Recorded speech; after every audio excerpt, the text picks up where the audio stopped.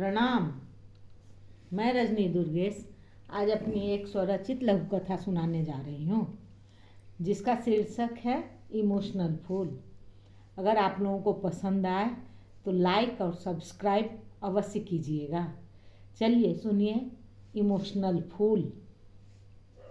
मित्रता दिवस के दिन सभी मित्र मिलने आए थे। पार्टी चल रही थी, सभी मस्त थे।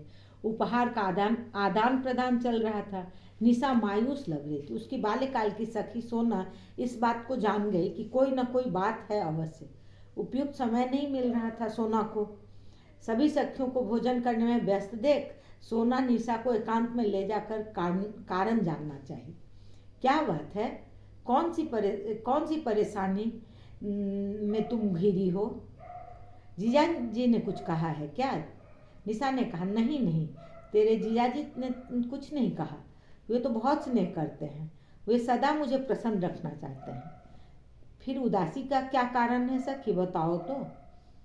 विशेष कोई बात नहीं है, बहुत पुरानी बातें हैं, मेरे बचपन की बातें हैं। मैं बिल्कुल ना समझती। मेरे घर की परिचारिका अरहुलिया नाम की एक लड़की हुआ करती थी।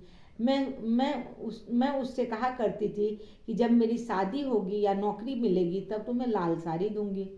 बात आई गई हो गई, मैं भूल भी गई थी इन बातों को। कालांतर में मेरी शादी हुई।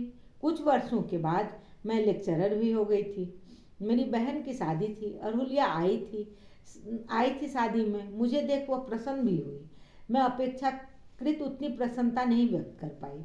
मेरे जेहन में उस समय ये बातें निकल गई थी। पता नहीं मुझे क्या हो गया था। मैं उसको ऐसा प्रेम नहीं जता सकी जो दिखाना चाहिए। बाद में मुझे अपनी भूल का एहसास हुआ। खैर, गलती तो बहुत बड़ी हुई थी।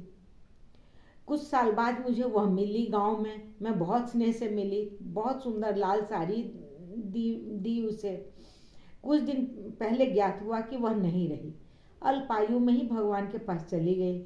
बहुत दुख हुआ, मन व्याकुल हो गया था। अस्तु आज इस महनीय तिथि में वे सारी बातें याद आ रही है। इस कारण से मन व्यथित है।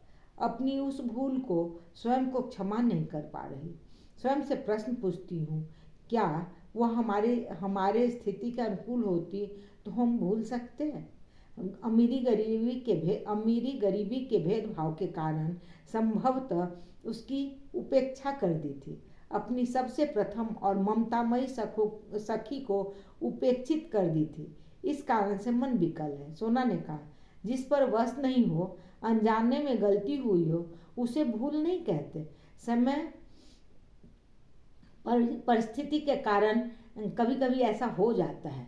दोबारा तो तुमने उनकी इच्छा पूर्ण कर दी थी ना। इसी सरलता के कारण लोग तुम्हें इमोशनल फूल कहते हैं।